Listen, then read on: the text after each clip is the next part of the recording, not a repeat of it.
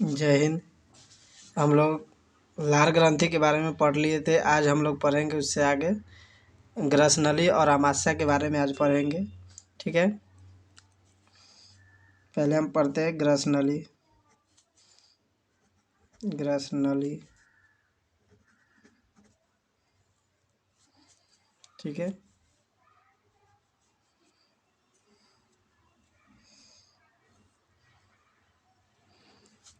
देखिए ग्रसनली होता क्या है, यह मुख्य गुहा से, देखिए यहाँ पे बनाते हैं।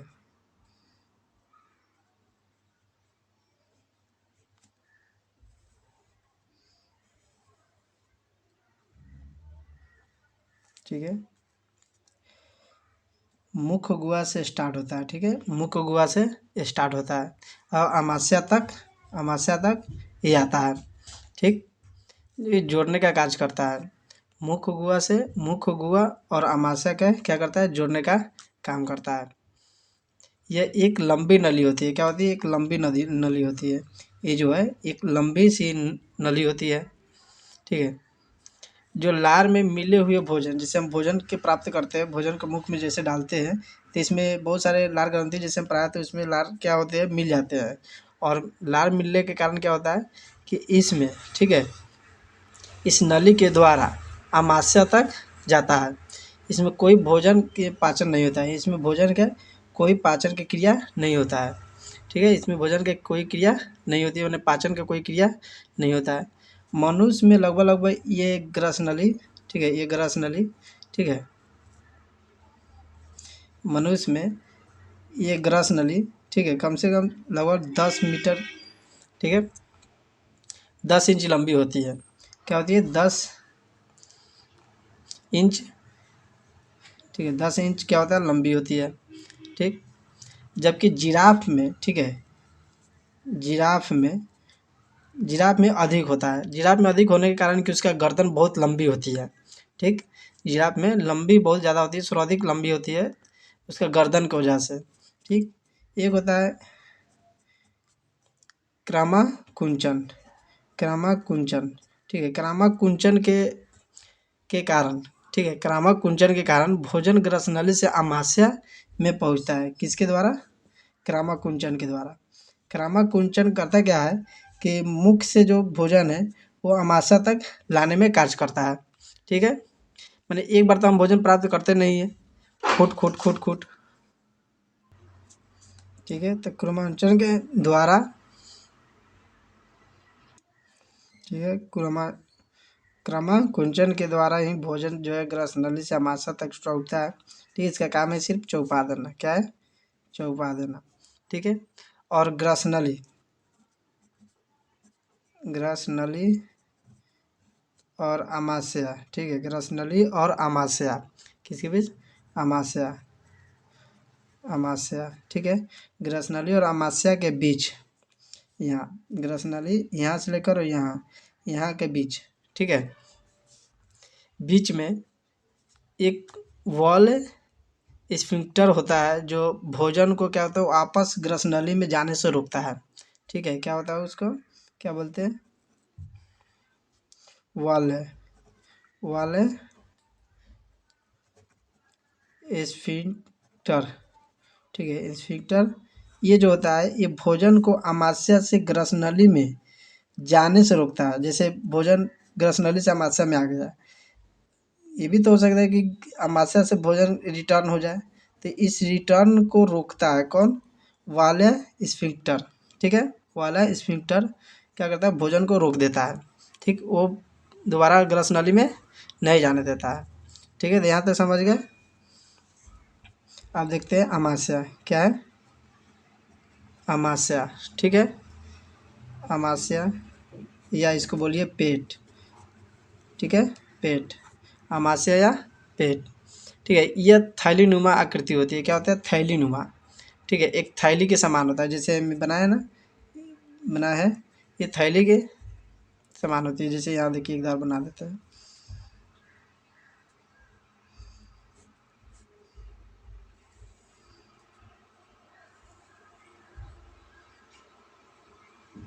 ठीक है, ये थैलीनुमा क्या होता है, आकृति होती है।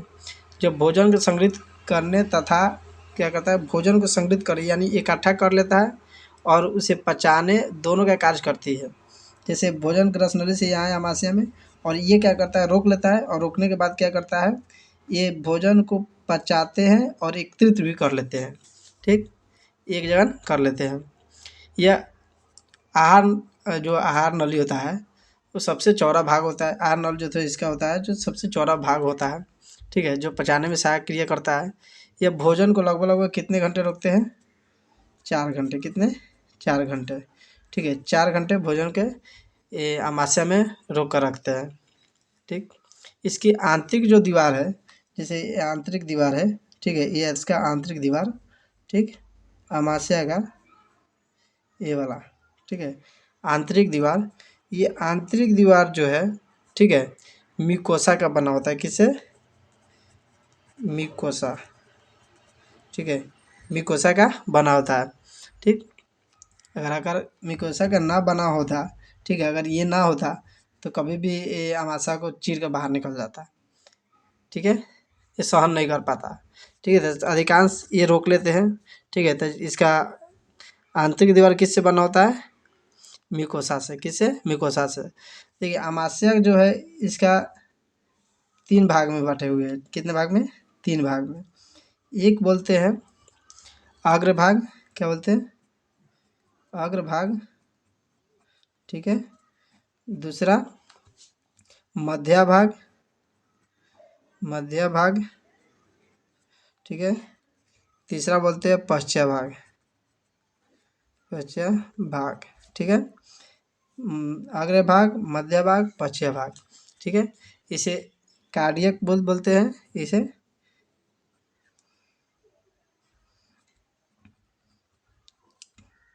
कार्डियक, ठीक है, कार्डियक। और इसे बोलते हैं फंडिक। क्या बोलते हैं, फंडिक, ठीक है। और इसे बोलते हैं पाइलोरिक। क्या बोलते हैं, पाइलोरिक, ठीक है। कार्डियक, फैंडिक, पाइलोरिक, ठीक है। Cardiac, fundic, pyloric. कितने भाग होते हैं अमाशय के, 3। कार्डियक, फैंडिक, पाइलोरिक, ठीक है। जैसे ये अमाशय है, ठीक है, ये क्या है, अमाशय है, ठीक है। फिर से हम बना देते हैं। ठीक, ये वाला जो है एरिया, देखिए 3 भाग में बांट दिए। ठीक है, ये वाला जो एरिया है, ठीक है, ये वाला, इसे बोलते हैं कार्डियक। क्या बोलते हैं, इसे बोलते हैं कार्डियक, इसे कार्डियक, ठीक है। और इसे बोलते हैं फंडिक, फंडिक, ठीक है। और इसे बोलते हैं पाइलोरिक, ठीक है। 3 भाग हो गया, पाइलोरिक। देखिए कार्डियक में क्या क्या होता है, कार्डियक से, ठीक है, कार्डियक से जो कार्डियक है, ये वाला भाग, ऊपरी वाला भाग, ठीक है, ये कितने हिस्से में है, 3 हिस्से में, पहला, दूसरा, तीसरा, ठीक है। तो कार्डियक वाला भाग में होता है क्या है कि हाइड्रोक्लोरिक अम्ल होता है। क्या होता है, हाइड्रोक्लोरिक अम्ल होता है इसमें, हाइड्रोक्लोरिक अम्ल, ठीक है। ये हाइड्रोक्लोरिक अम्ल क्या निकलता है, जो टाइलिन के प्रभाव को समाप्त कर देता है। किसे समाप्त कर देता है, टाइलिन के प्रभाव को समाप्त कर देता है। किसे, टाइलिन,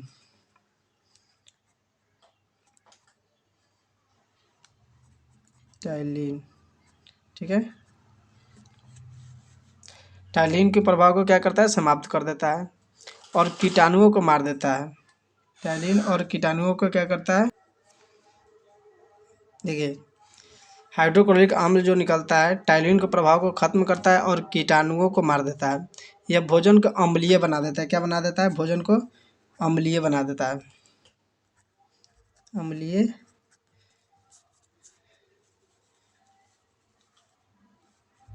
अम्लीय बना देता है। भोजन को क्या करता है, अम्लीय बना देता है। ठीक, और एंजाइम की क्रिया शक्ति जो होता है, एंजाइम की, इसमें एंजाइम, ठीक है, एंजाइम की क्रिया शक्ति को क्या करता है, ये बढ़ा देता है। एंजाइम को क्रिया शक्ति को क्या करता है, ये बढ़ा देता है। एंजाइम को क्रिया शक्ति बढ़ा देता है। ठीक है, यहाँ तक समझ गए। अब देखते हैं बीच वाले भाग, फंडी को। ठीक है, इसमें होता क्या है, यहाँ पे देखिएगा कांटानुमा संरचना होता है। ठीक है, कांटानुमा संरचना होता है।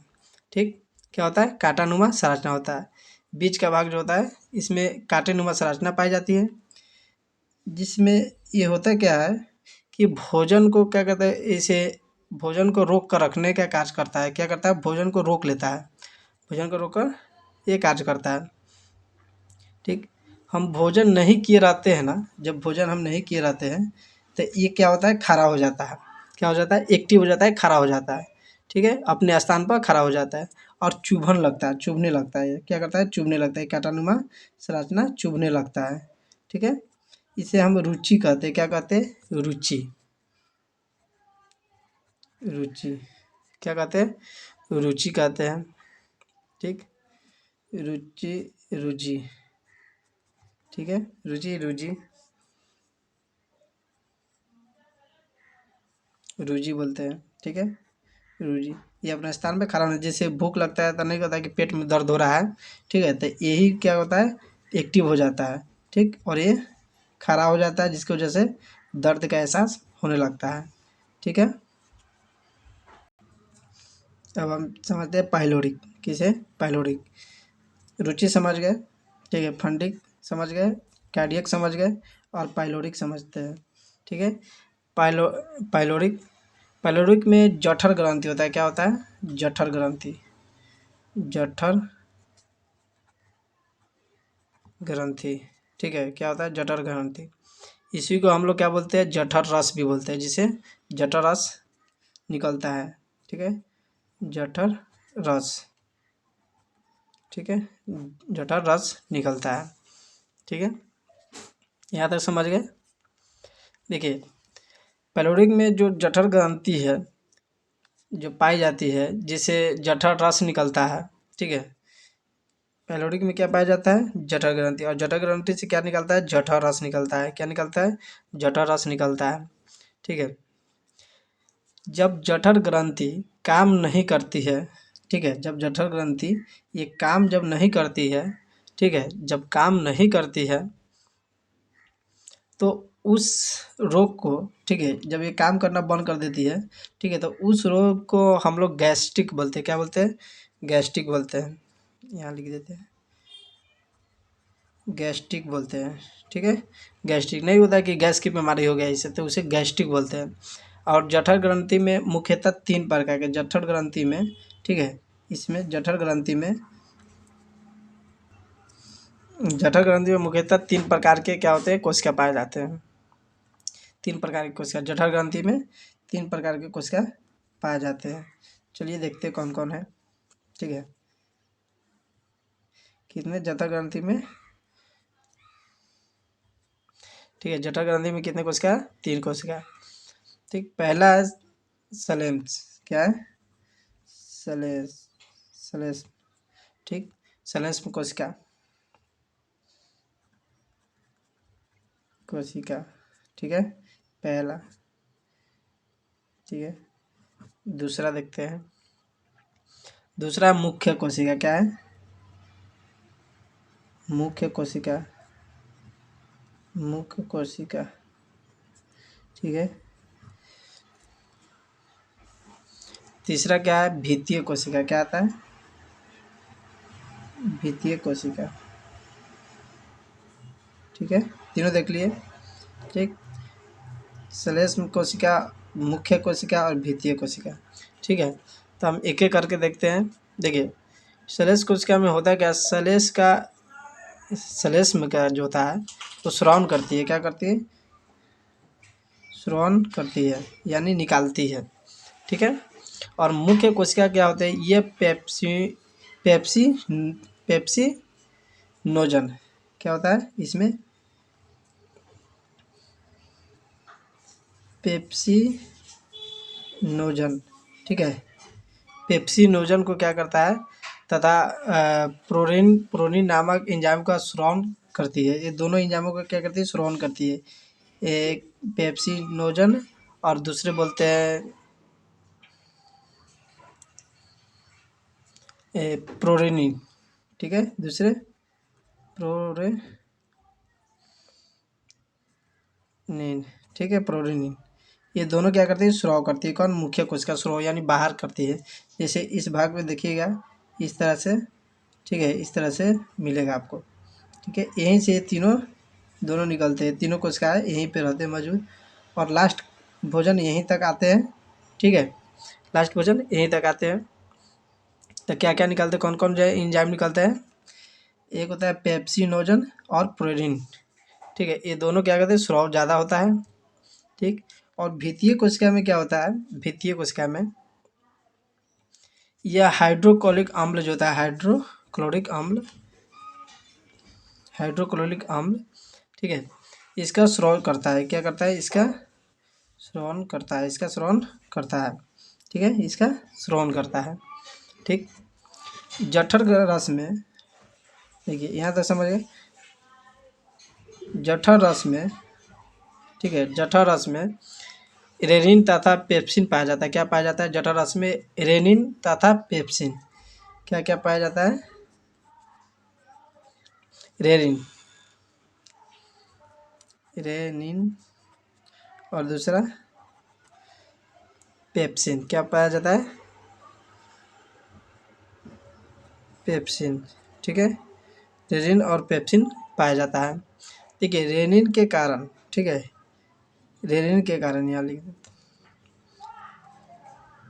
रेनिन के कारण, ठीक है, रेनिन के कारण ही क्या होता है, दूध को दही में बदल देता है। क्या करता है? दूध को दही में बदल देता है, ठीक है। क्या करता है? दूध को दही में बदल देता है, ठीक। रेनिन के ही कारण क्या होता है, दूध को दही में बदल देता है, अर्थात दूध को पचाता है। किसे पचाता है? दूध को पचाता है। यह दूध में उपस्थित केसिन प्रोटीन, क्या बोलते हैं? केसिन प्रोटीन, ठीक है। केसिन प्रोटीन जो है, प्रोटीन को किस में बदल देता है? कैल्शियम पारा कैसिनेट में बदल देता है। किस में बदल देता है?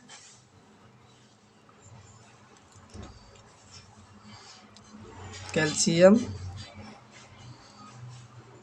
पारा, ठीक है, कैल्शियम पारा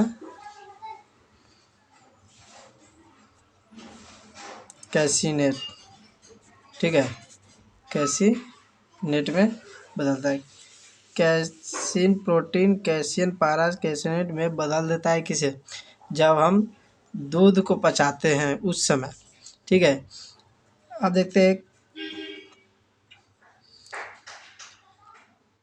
कैसिन, कैसिन जो प्रोटीन है, ठीक है, प्रोटीन, कैसिन प्रोटीन जो है, ठीक है, कैसिन प्रोटीन, कैसिन प्रोटीन के कारण ही दूध का रंग क्या होता है? सफ़ेद होता है। कैसिन प्रोटीन के कारण ही दूध का रंग सफ़ेद होता है। क्या होता है? सफ़ेद होता है, ठीक है। कैसिन प्रोटीन के कारण ही दूध का रंग क्या होता है? सफ़ेद होता है। दूध का जो हल्का पीला रंग जो होता है, हल्का पीला रंग, ठीक है, कैरोल कैरोटेन, किसे? कैरोटेन, कैरोटोन प्रोटीन के कारण होता है। किसके कारण? कैरोटोन प्रोटीन के कारण दूध का हल्का पीला, ठीक है, दूध का हल्का पीला, ठीक है। थोड़ा आगे ले लेते हैं, यहाँ तक समझ गए, ठीक है। अब होता क्या है कि पेप्सिन, जो पेप्सिन प्रोटीन को, पेप्सिन पेप्सिन प्रोटीन, ठीक है, पेप्सिन जो प्रोटीन है को पचाता है। पेप्सिन प्रोटीन को क्या करता है? पचाता है। यह प्रोटीन को पेप्टोन में बदल देता है। किसे बदल देता है? पेप्टोन में बदल देता है। किस में बदल देता है? पेप्टोन में, ठीक है।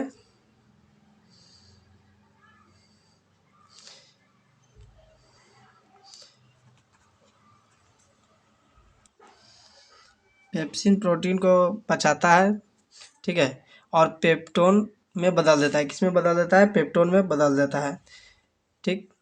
भोजन अमाशय के बाद, जो भोजन अब यहाँ तक तो पच गया सारा भोजन, ठीक है। इसके बाद भोजन जो अमाशय के बाद छोटी आंत में जाता है, और वहाँ भोजन अब कायम का रूप ले लेता है, यानी उस भोजन का अब किसी काम का नहीं रह जाता है, ठीक है। यहाँ तक तो पूरा भोजन पच गया। ठीक है, पूरा भोजन क्या होता है, पच जाता है। उसके बाद कहाँ चल जाता है, ये छोटी आंत में। तो हम लोग कल छोटी आंत के बारे में पढ़ेंगे। ठीक है, जब तक जय हिंद।